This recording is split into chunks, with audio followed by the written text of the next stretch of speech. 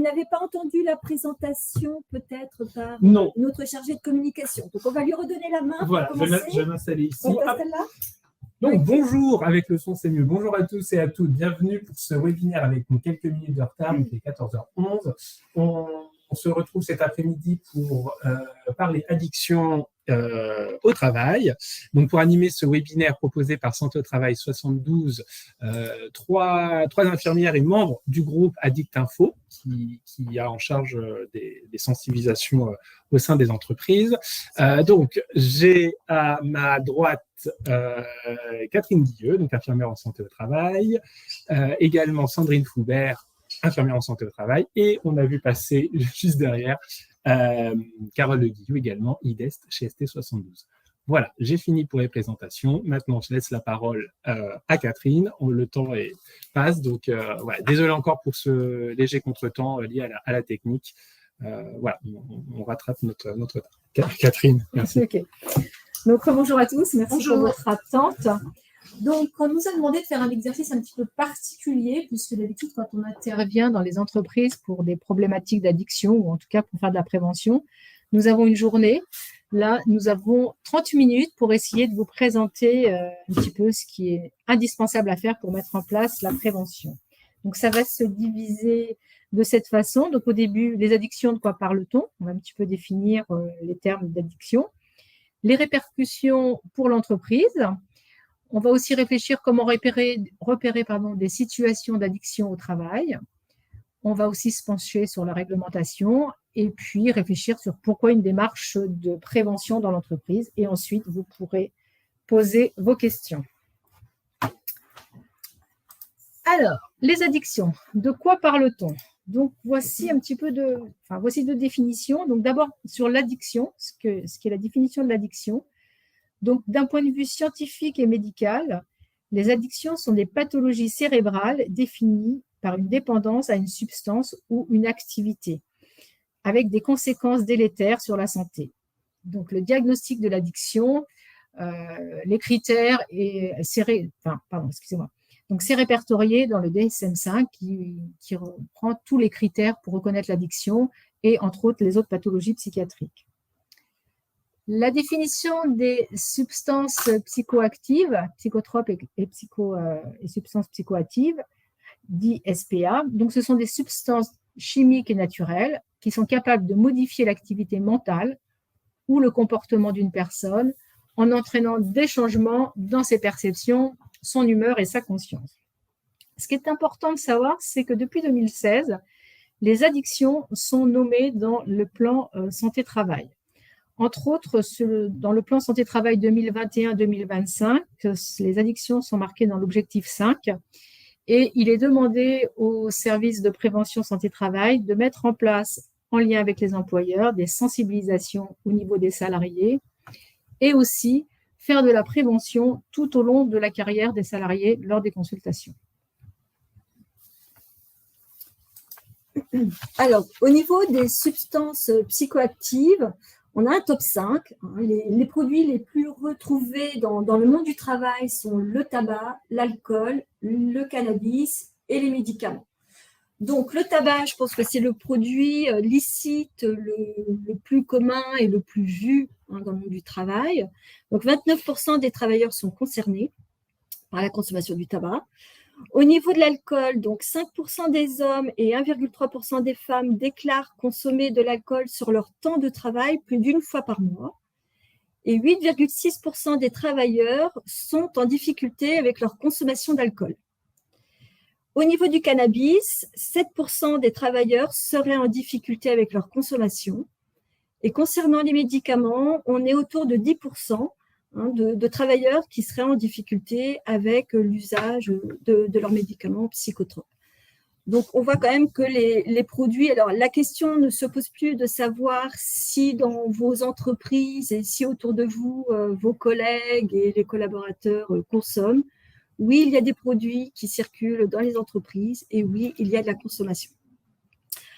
Au niveau des autres SPA, on va passer un petit peu plus vite. Alors, la principale qui se retrouve de plus en plus maintenant dans le monde du travail, c'est la cocaïne.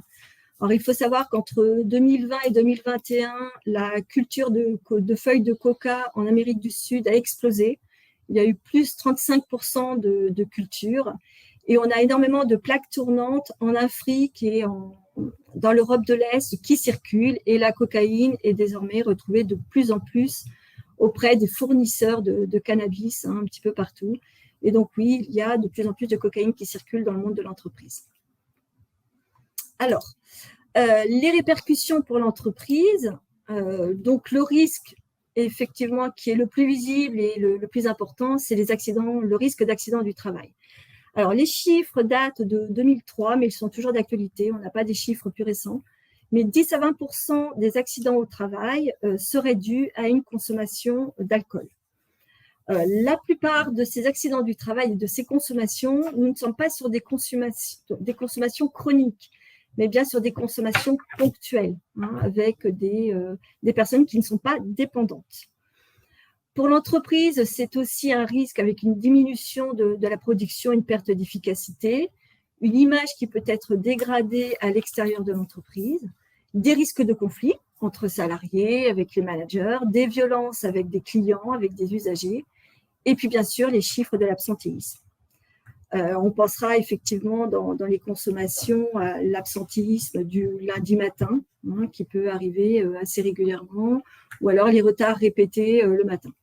Alors, je ne dis pas que tous les absents du lundi matin sont liés à des consommations de SPA, mais effectivement, sur des consommations chroniques, on peut retrouver ce critère. Comment repérer les situations d'addiction au travail? Donc forcément, ce n'est pas une science exacte, bien sûr. Dans le cas d'une consommation ponctuelle aiguë, par exemple pour l'alcool, en cas d'état d'ébriété, on s'attendrait à retrouver alors, une haleine alcoolisée, une agitation, une euphorie, des troubles de l'équilibre, une élocution plus difficile, ou au contraire, un salarié qui s'endort à son poste, ou même voir de l'agressivité, une personne plus voluble qui parle de façon plus volubile, qui parle fort.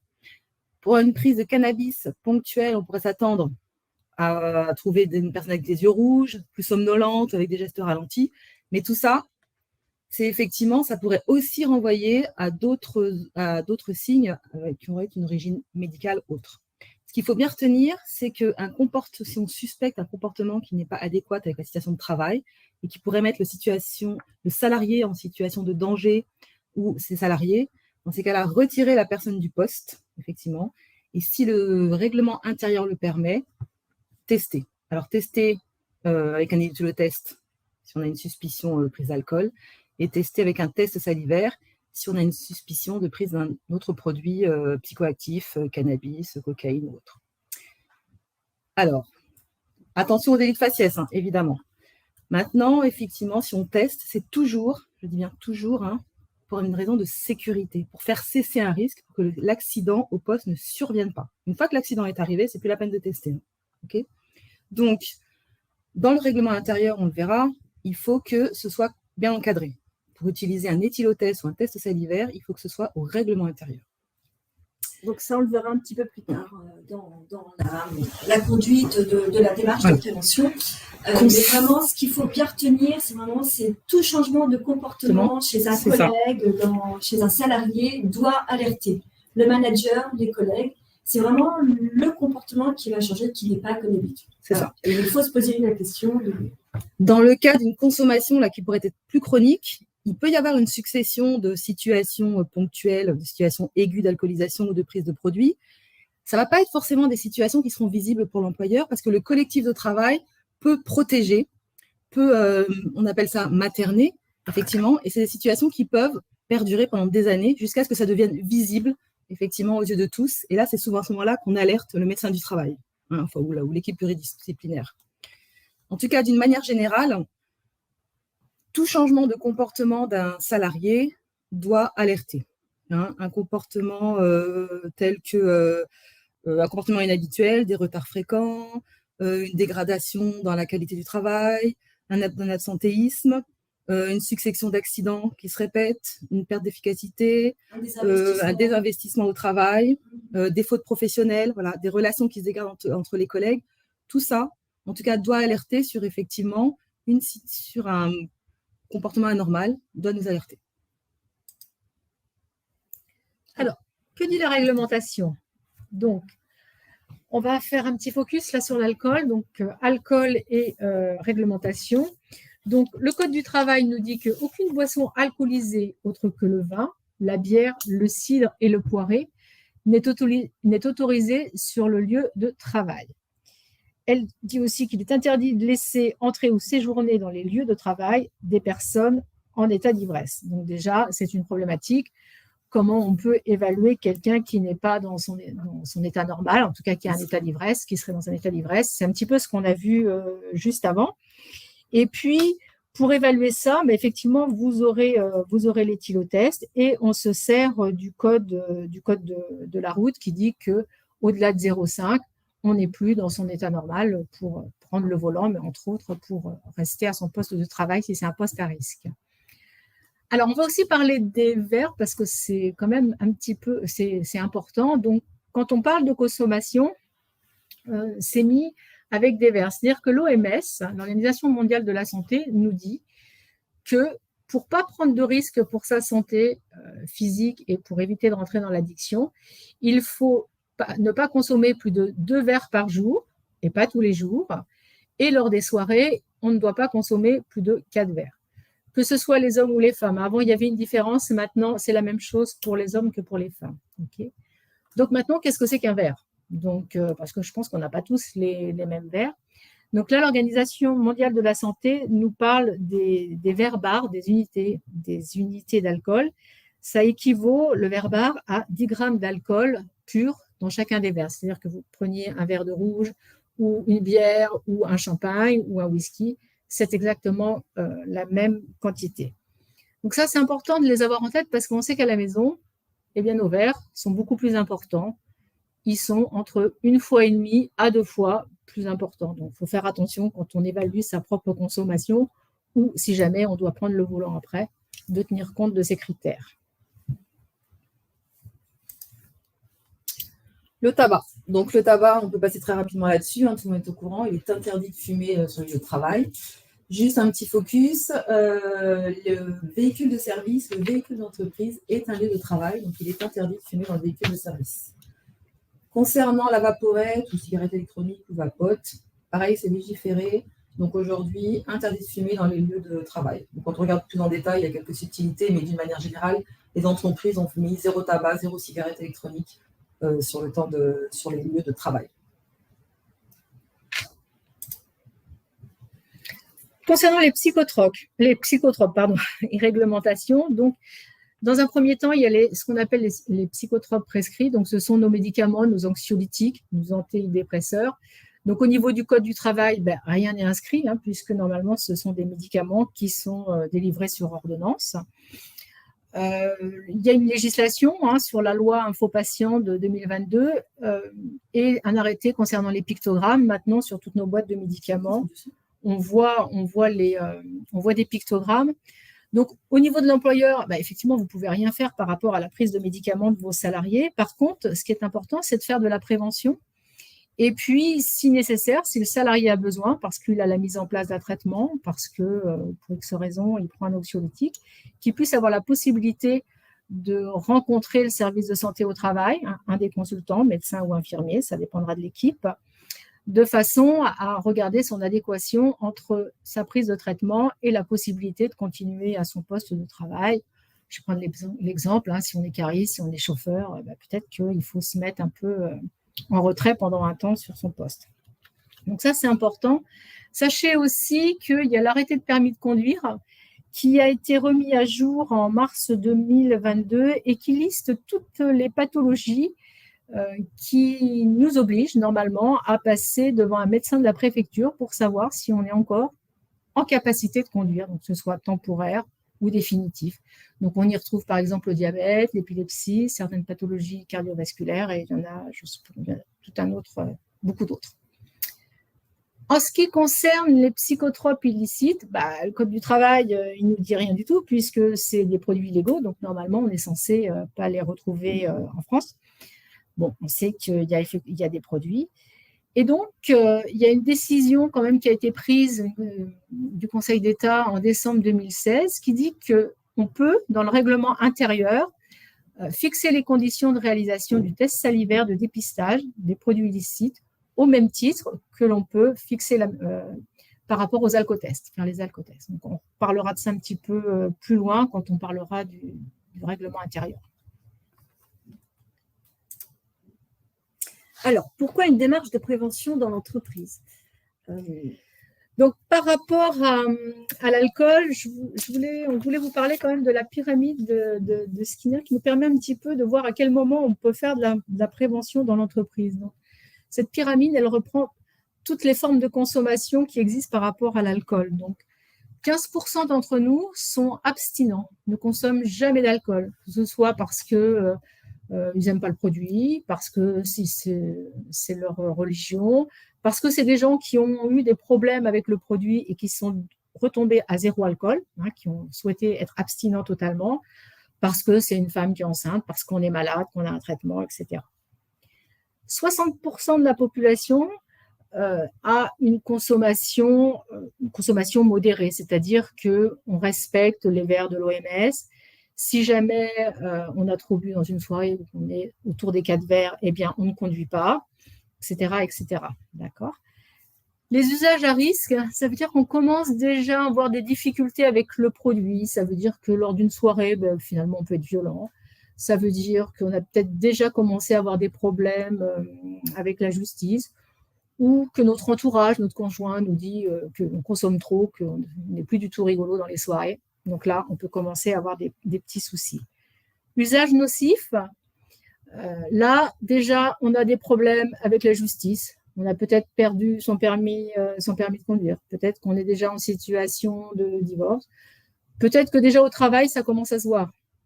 Donc là, on commence à avoir de gros problèmes. Mais à tout moment, on pourrait redescendre. Il n'y a pas de souci à ce niveau-là, on pourrait redescendre. Et puis, il y a 5% de la population qui a développé une dépendance à l'alcool.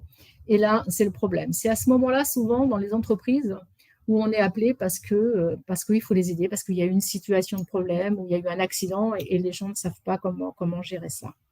Donc, bien sûr que c'est important de s'occuper de ces personnes, mais ce qui est important, c'est de pouvoir faire de la prévention à tous les autres niveaux, de façon à rebaisser sa consommation. Et là, on a tous un rôle à jouer par rapport à la prévention, parce que les 5%, ça reste du soin et ça ne concerne pas l'entreprise en soi.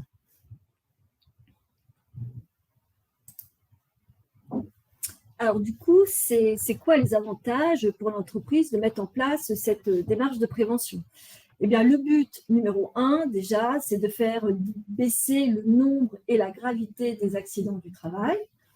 Pourquoi pas de jouer sur l'absentéisme, de faire baisser cet absentéisme. Alors évidemment, augmenter la performance et la productivité de l'entreprise, améliorer l'image de la société vers l'extérieur, et puis améliorer aussi la cohésion au sein de l'entreprise, parce qu'on a vu que les consommations de substances, quand elles sont chroniques et sur du long terme, ça va épuiser des collectifs et créer des conflits et des tensions. Donc, améliorer la cohésion de l'entreprise, c'est aussi favoriser et améliorer la productivité. Pour les salariés, eh bien, l'avantage numéro 1, c'est de préserver leur état de santé et leur qualité de vie, de maintenir des capacités d'adaptation et puis de conserver les liens familiaux, sociaux et professionnels. Les outils en entreprise, donc le premier, le document unique d'évaluation des risques professionnels, plus communément appelé DUF, dans lequel les conduites addictives doivent être inscrites, étudiées, discutées en entreprise au même niveau que n'importe quel autre risque, tel que le risque chimique ou les RPS. Le deuxième outil dans l'entreprise pour parler conduite addictive et pour encadrer le règlement intérieur. Alors, dans le règlement intérieur, on va pouvoir protocoliser l'utilisation de l'éthylotest et l'utilisation du test salivaire. À savoir, le test salivaire et l'éthylotest, on les utilise que s'il y a suspicion d'une consommation, ça ne s'utilise pas en systématique, et pour faire diminuer un risque potentiel au poste de travail. il peut, ce test salivaire, et c'était le test, est utilisé, excusez-moi, je me suis perdue dans mes explications, proportionnellement, comme le dit la loi, au but recherché, sur des postes à risque ou dits de sécurité, et pour empêcher que le risque ne survienne lorsqu'effectivement il y a une suspicion de consommation soit d'alcool, soit de produits d'autres SPA, tels que cannabis, cocaïne. Voilà. Le règlement intérieur peut également encadrer les pots en entreprise, comme dit effectivement statuer sur est-ce qu'on alcool ou pas alcool, à quelle heure on les met, par exemple sur des petits déjeuners, en fin de journée, en fin de semaine. Tout ça va être statué. Est-ce qu'on fait des éthylotesques? Est-ce que combien de verres par personne? Voilà. Tout ça peut être inscrit dans le règlement intérieur. Le règlement intérieur va également parler de la sanction, parce qu'on ne va pas se mentir. Être alcoolisé ou sous l'emprise d'un produit au travail, ça peut être sanctionnable. Et le règlement intérieur va aussi parler de la responsabilité de chacun, parce que dans le code du travail, effectivement, il est inscrit qu'on peut être, en fonction de ses connaissances, on est effectivement responsable de sa santé et de celle des autres. Voilà. On est tous responsables les uns des autres. Ensuite, concernant... Pardon, je rebondis sur juste les notes de service, puisque dans les entreprises de moins de 20 salariés, on ne va pas forcément avoir de règlement intérieur, mais bien des notes de service. Donc en fait, elles ont exactement la même fonction. Et règlement intérieur et notes de service, une fois qu'ils sont rédigés, vont ensuite être envoyés à l'inspection du travail, qui va donner aussi l'avis sur ces écrits. Donc, c'est important de règlement intérieur ou note de service de les envoyer à l'inspection du travail. Et puis, Carole parlait aussi des pots de service. Donc, c'est la même chose. Le CSE fait partie de l'entreprise. Le président du CSE, c'est le directeur de l'entreprise. Donc, à ce titre-là aussi, on doit évaluer l'addiction et savoir comment on gère les pots lors du CSE, puisque ce sera l'entreprise qui sera responsable en cas d'accident. Et puis, autre chose qui peut être encadrée dans le règlement intérieur, alors de façon non systématique évidemment, mais la fouille des vestiaires, la fouille des casiers peut être effectivement permise. Donc, dans les outils à sa disposition, le service de prévention et de santé au travail interentreprise, les SPSTI, qui proposent sans doute déjà des sensibilisations à tous les salariés et aux encadrants. J'ai oublié quelque chose? Non, pas de sensibilisation. On peut aussi, en cas de difficulté, bien sûr, il y a toutes les consultations où les salariés peuvent être reçus à la demande ou de l'employeur ou du salarié. Parce qu'il y a une problématique de conduite addictive et les salariés peuvent venir vers nous. Et juste, ce que l'on a oublié, c'est si par exemple il y a une infirmière dans l'entreprise, on ne peut pas lui demander de faire le test pour savoir si la personne a eu un comportement, a trop consommé ou pas. Si elle le fait, ça restera du secret médical, donc elle ne pourra pas donner les résultats à l'entreprise. Donc ça, c'est important. Donc certainement dans le règlement intérieur, ça doit être une autre personne que l'infirmière d'entreprise qui doit faire les tests. Et puis d'une manière générale, si vous êtes en service autonome, s'il y a une infirmière, il vaut mieux la laisser effectivement en dehors de ce genre de procédure, parce que là, on est quand même sur le contractuel, dans le cadre, et qu'après, il peut y avoir effectivement une rupture de la confiance entre le salarié et l'infirmière si elle est mêlée à ce genre de procédures contractuelles qui peuvent être sanctionnables. Voilà. Alors, le télétravail, on l'a mis dans cette présentation parce qu'on s'interroge dessus. Donc, quid du télétravail et des conduites addictives? Parce que si je puis me permettre, passez-moi l'expression, du coup, à la maison, c'est open bar. Donc, comment on en parle, comment on fait? Alors, se servir du document unique, je pense qu'il peut y avoir une ligne sur conduite addictive et télétravail. Voilà, je pense que c'est à réfléchir effectivement au sein de l'entreprise avec s'il y a les instances représentatives du personnel, par exemple, et ça peut également être repris au règlement intérieur.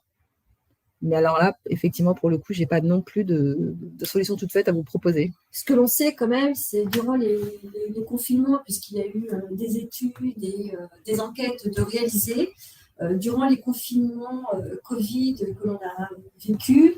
Alors, soit on a pu avoir une explosion de consommation de substances psychoactives pour canaliser le stress, l'angoisse, et puis parce qu'on avait les produits à disposition. Ou alors, à l'inverse, pour certains, le télétravail a un effet protecteur et a permis de baisser certaines consommations. Mais en tout cas, c'est sûr que la possibilité d'avoir le produit et de ne pas être visible par son manager ou ses collègues peut favoriser ses conduites et ses consommations. Hein, donc, c'est vraiment quelque chose à interroger et que l'on va étudier à l'avenir, probablement. Alors, juste pour le télétravail, là, pour reprendre une question, je ne sais pas si c'est sans doute incontrôlable, tout à fait, mais ça n'empêche que ça se discute au sein de l'entreprise. Parce que je pense que c'est peut-être déjà une véritable problématique.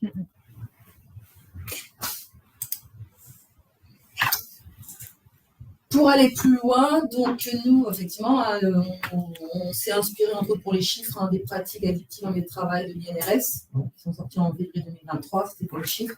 Sinon, après, au sein du ST, sur nos sites, sur notre site SC72, vous pouvez retrouver les capsules vidéo sur la consommation d'alcool au travail que nous avions faites en janvier 2023 dans le cadre du Dry January.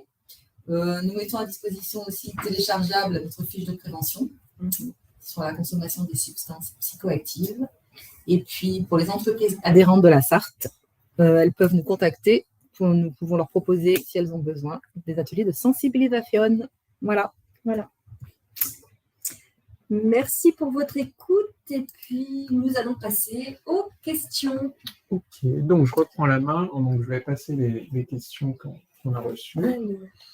Alors, je vais juste... Voilà. Donc, je vais essayer de les... Donc, on va essayer de trier vos questions voilà. Et puis pour les regrouper et voir s'il y a des thématiques. Alors, on passe les questions du son. Classiques. Il y a encore quelqu'un qui a pas le son. Ouais, c'est le début, ça. Ça, je pense que c'est le son. Alors, on va essayer. Pas de son. Des solutions. Alors. C'est pour le son. Ah oui, pardon. Alors, voilà. S'il y avait déjà des questions Comment faire si le salarié refuse le test? Alors, l'indication qu'on donne, si c'est inscrit au test, il se met en défaut, si c'est inscrit au règlement intérieur, il se met en défaut de ne pas respecter le règlement intérieur. Ça ne signifie pas forcément qu'il admet avoir consommé un produit. Après, c'est souvent considéré comme ça par les employeurs. Voilà. Mais en tout cas, ce qui est certain, c'est que si c'est bien mis au règlement intérieur, il se met en défaut s'il ne s'y soumet pas. Le règlement fait foi de loi dans l'entreprise. Donc, ça fait partie du cadre. Hein, on est censé rentrer dans le cadre, dans ce cadre-là. Et si jamais il refuse de réaliser le test, alors il doit lui-même fournir à son employeur, la preuve qu'il n'a pas consommé. Donc si vous suspectez d'avoir consommé de l'alcool et qu'il est en état d'ivresse et qu'il refuse de souffler dans l'éthylotest, eh bien à lui de prouver à l'employeur qu'il n'a pas consommé. Donc, ça veut dire qu'il va faire sa prise de sang dans un laboratoire extérieur. Après, s'il ne prouve pas, eh bien, l'employeur il peut suivre le règlement intérieur et faire tomber les sanctions. En fait. Voilà. Ou en tout cas, demander une consultation pour aider le salarié. Ok, alors, question suivante.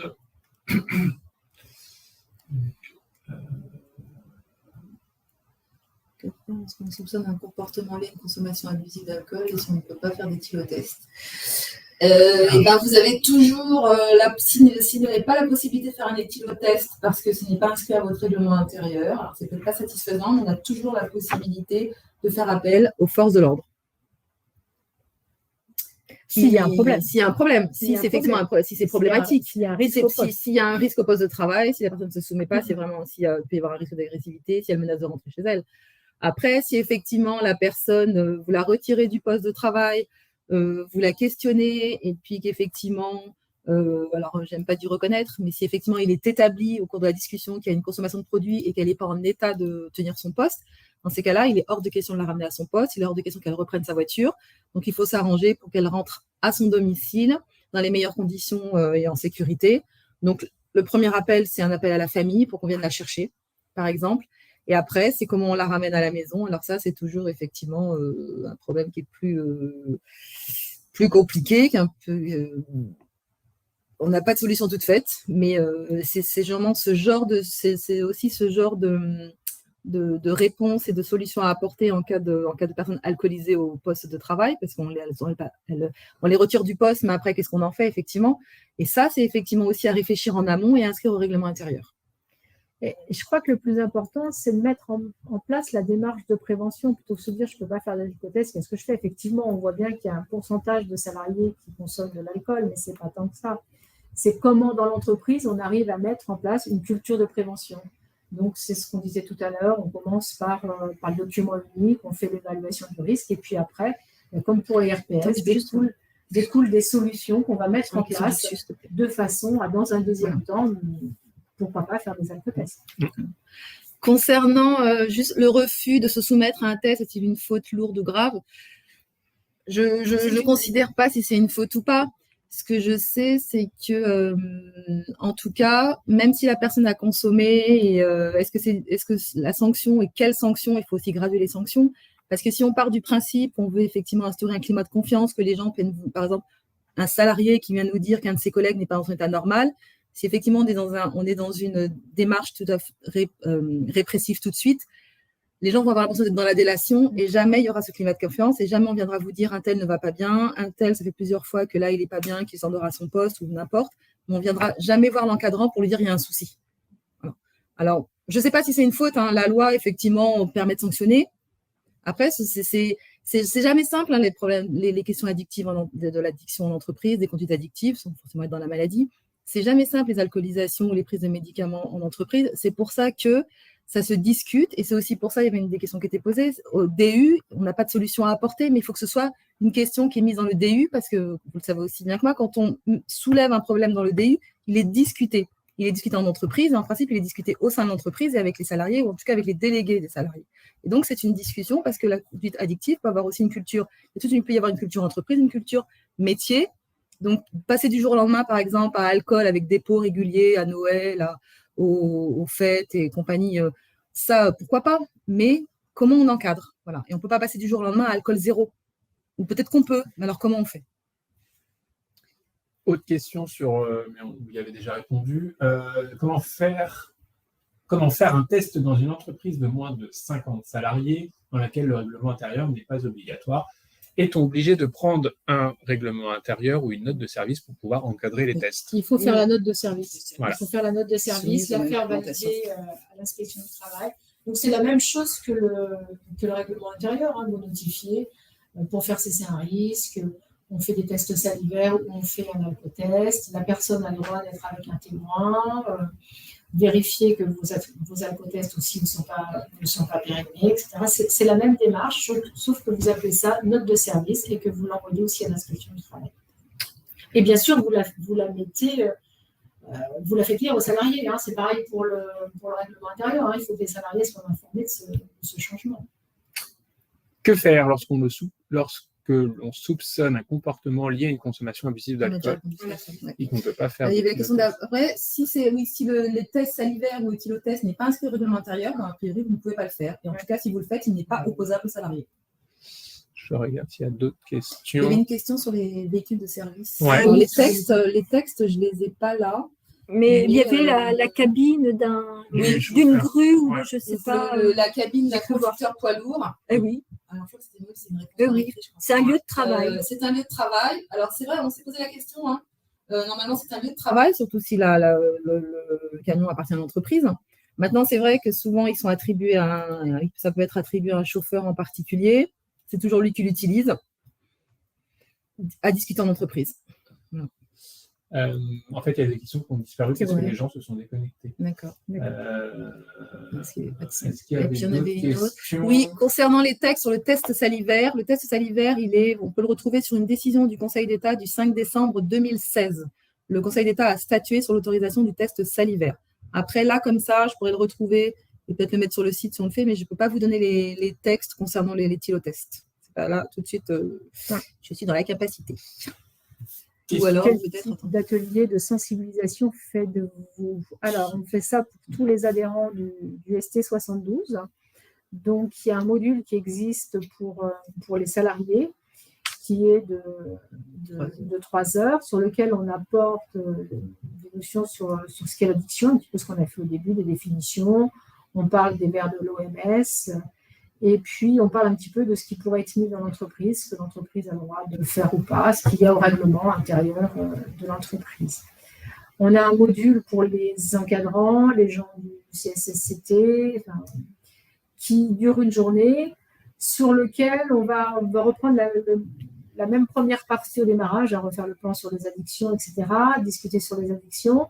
Et puis l'après-midi, on va essayer de travailler sur le règlement intérieur, ce qui pourrait être mis dans le règlement intérieur ou dans le service. Comment on fait des scénettes, comment on fait pour sortir une personne qui ne semble pas dans son état normal à son poste de travail.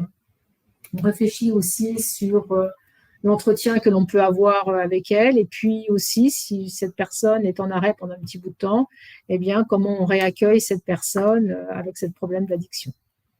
Donc, dans les grandes lignes, on présente des films, on a les verres un petit peu pour savoir un peu comment on sert les quantités d'alcool à la maison. Qu'est-ce qu'on fait d'autre? On a des lunettes cannabis. Enfin, voilà, on essaye de faire aussi des petites interventions un petit peu différentes pour aider les personnes. On intervient aussi, ça nous est arrivé dans des journées sécurité. Les journées de sécurité. À la demande un petit peu, on programme ça à la demande de l'entreprise. On essaye de faire quelque chose qui on intervient auprès des apprentis du CFA-BTP, on intervient auprès des usagers des ADAPI, en fait, et puis après, on construit aussi des modules en fonction des entreprises et en fonction de la demande. Des collègues infirmières aussi d'entreprise qui, des fois, avaient des questions. On a fait à un moment donné un module sur ce sujet. Voilà. Si le salaire refuse, alors c'est stipulé dans le règlement intérieur. Oui, on a répondu. Ouais. Il y avait, alors, entre éthylotest et éthylomètre, nous, on est plutôt éthylotest parce que souvent, on se pose la question de l'éthylomètre, il y a le problème de l'étalonnage. Mais a priori, je crois, de mémoire, dans les textes, ils ne précisent pas spécialement si c'est éthylotest ou éthylomètre. Non, le plus simple, c'est l'éthylotest. Ouais, parce qu'en fait, il y a la date de péremption et puis c'est facile, c'est à usage unique. Voilà. Le coût n'est pas le même aussi. L'éthylomètre, oui, c'est plus cher à l'achat. Et puis, je pense que c'est ça, il y a pas d'étalonnage. Il faut. Voilà. C'est sûrement un peu plus complexe à utiliser. C'est plus précis, mais un peu plus complexe. Voilà. Question télétravail. Oui. Comment aborder le problème avec un salarié en télétravail pour lequel on soupçonne une alcoolisation chronique en fin d'après-midi avec de bons résultats de travail malgré tout?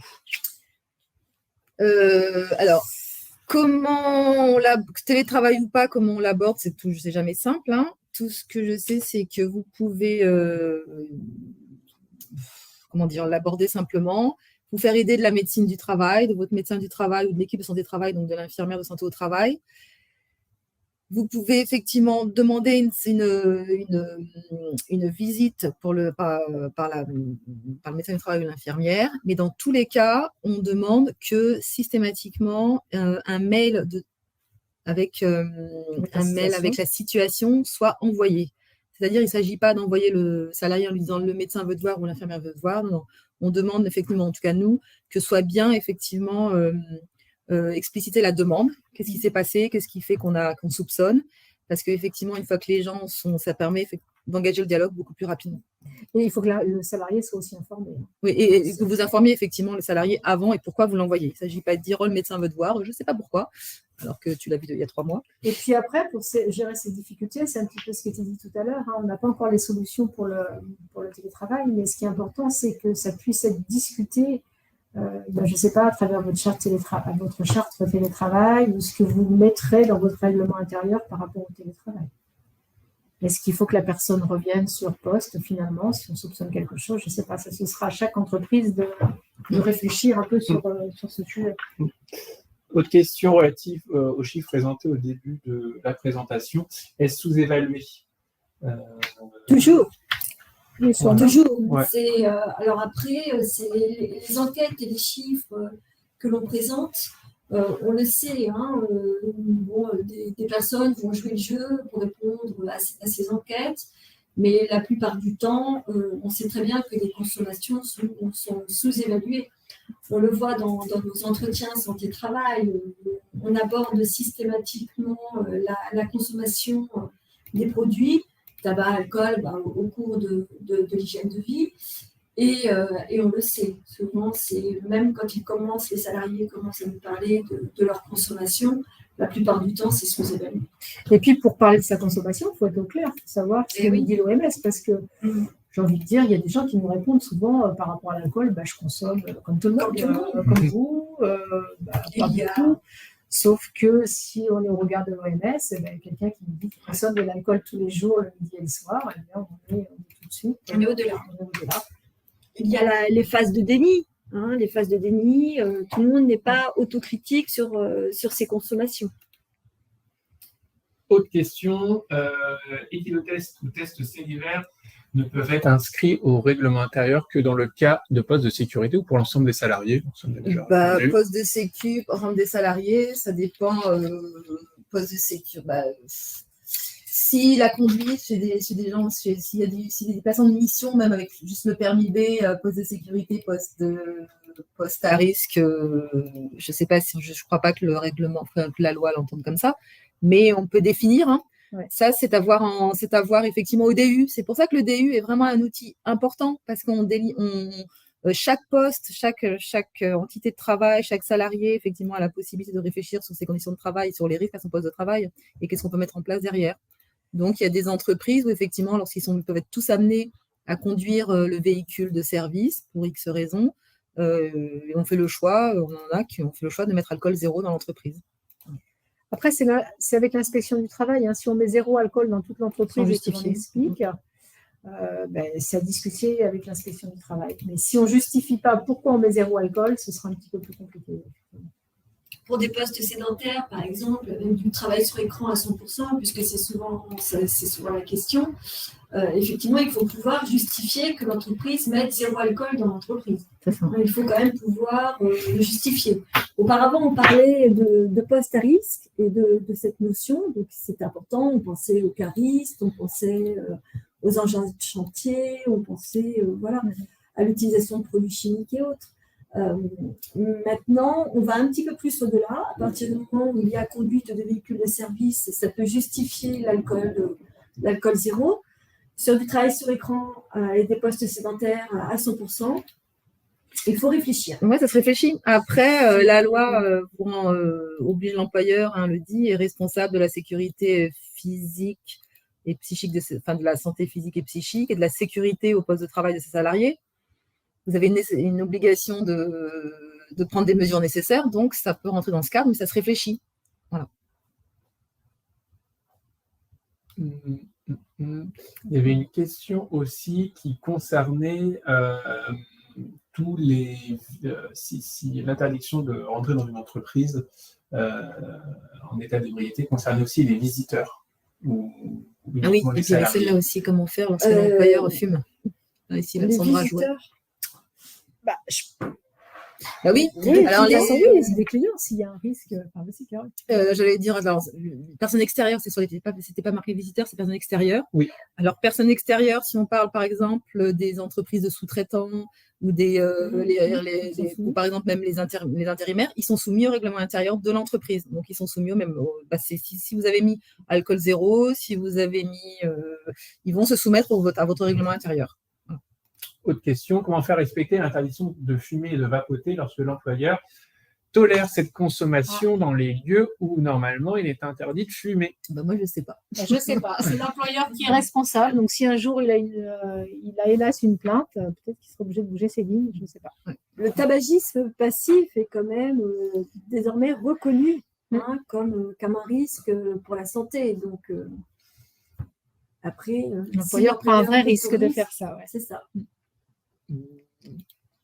Avez-vous des sources concernant les règlements intérieurs et les alcotests ou tests salivaires? Non, tout de suite, non. C'est ce que j'ai dit tout à l'heure. Le test salivaire, c'est une décision du Conseil d'État du 5 décembre 2016. Et puis sinon, alors je ne sais pas, est-ce qu'on va mettre sur le site des références? Mais sinon, ça peut se trouver. C'est pas un problème.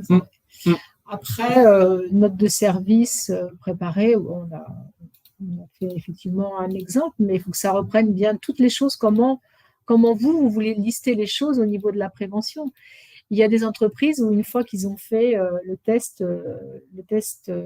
l'alcotest, et ben c'est tout de suite sanction. Alors, est-ce que c'est ça? Est-ce que c'est d'abord, eh bien, tu étais positive, donc je t'envoie consulter le service de santé au travail, et si ça se reproduit, il y aura un blâme ou une mise à pied, ou si ça se reproduit, ben, finalement, on essaiera de comprendre ce qui ne va pas pour t'aider, puis tu continueras à être suivi. Enfin voilà, c'est un petit peu ce que vous allez mettre en place avec votre CSE, enfin, avec les intervenants de l'entreprise et la culture entreprise. Autre question cas pratique. Notre directeur a pris sur le fait un salarié qui a fumé une substance illicite, mais celui-ci a joué sur le fait qu'il n'y avait que lui comme témoin et qu'il ne pouvait rien faire contre lui par la suite. Je ne sais pas. C'est vraiment de la loi. C'est du droit. Oui, enfin, en même temps, ça dépend de ce qui a été listé dans le règlement intérieur. Je pense qu'il aurait pu faire un test salivaire si ça avait été noté. Oui. Après, qui a fumé une substance illicite, j'imagine que c'est du cannabis, quoi. Ouais. Je sais pas. Bon, de toute façon, c'est illicite, c'est interdit. Donc, s'il prend sur le fait et que le salarié est dans l'enceinte de l'entreprise, il est en faute. Voilà. Après, effectivement, on en revient toujours à la même chose, le règlement intérieur. C'est vraiment le document pour l'employeur sur lequel il va s'appuyer pour faire respecter et la loi dans son entreprise. Ouais. Donc, et plus on mettra en place de la prévention dans l'entreprise, plus ces situations deviendront, de mon point de vue, à la marge, quoi. La prévention permettra aussi de discuter de toutes ces problématiques et peut-être d'aider certaines personnes à prendre conscience de leur consommation. Juste pour revenir là sur la question, là, il faudrait s'interroger un juriste, parce que j'ai cru comprendre que la difficulté que vous avez, c'est est-ce qu'on peut opposer le fait qu'il n'y avait pas de témoin. pas d'autres témoins. Donc, ça faut poser la question à un juriste, là. Voilà. Est-ce que la parole du directeur suffit? Je ne sais pas. Je ne sais pas du tout. En fait, sur cette situation, il faudrait l'étudier un petit peu plus, en fait. C'est ça. Mais là, c'est du droit. Plus d'éléments pour essayer de comprendre le fonctionnement de l'entreprise, ce qui s'est passé, quel type de poste, qu'est-ce qui s'est passé, comment la situation a été gérée. Parce qu'à la rigueur, qu'il n'y ait qu'un témoin ou pas, s'il a été pris sur le fait, il a été pris sur le fait. Enfin, je veux dire, c'est illicite, c'est interdit, point. La question ne se pose pas. Voilà. Maintenant, c'est qu'est-ce qu'il y a eu derrière. Ouais. Non, nous n'intervenons pas dans le 49. Alors, oui, celle-ci. Ouais. Il faut aller vers notre service de santé au travail du 49. Il me semble que le CMIA, il y en a plusieurs, mais le CMIA fait aussi des interventions d'addicteurs. Il y a le SMIA, sinon sur Cholet-Saumur, c'est le STCS. Je sais pas. Se rapprocher de son service de prévention. Ouais. Voilà. Je sais quand Est-ce qu'on a encore une dernière question? Bon, sachez que le replay de ce webinaire sera disponible dans quelques jours sur la chaîne YouTube de Présence Pays de la Loire. Si je puis me permettre, il faut consulter une avocate. Oui, c'est ça, c'est ce qu'on disait. Alors, Ouais. pourquoi, par rapport à quelle question? La question du directeur. Ah oui, Voilà. Voilà. Un juriste ou un avocat, mais voilà. Là, je ne peux pas vous répondre. On n'avait pas suffisamment d'éléments. Voilà. Là, je ne peux pas vous répondre. Bon. Je pense qu'on a balayé toutes les questions. Voilà. Est-ce que vous avez un dernier mot à ajouter? Merci. Merci, vous étiez très sage. Voilà. Bon, puis désolé pour les problèmes techniques. Voilà, oui. C'est ballot, ça marchait en répétition. Voilà, toujours. Merci à vous. N'hésitez pas à assister aux autres webinaires proposés par les autres services de prévention et de santé au travail des Pays de la Loire. Il en reste quelques-uns d'ici la fin de la semaine. Toutes les infos sur le site de Présence Pays de la Loire. Et en attendant, bonne fin de journée. Et puis à bientôt. À bientôt. À bientôt. Au revoir.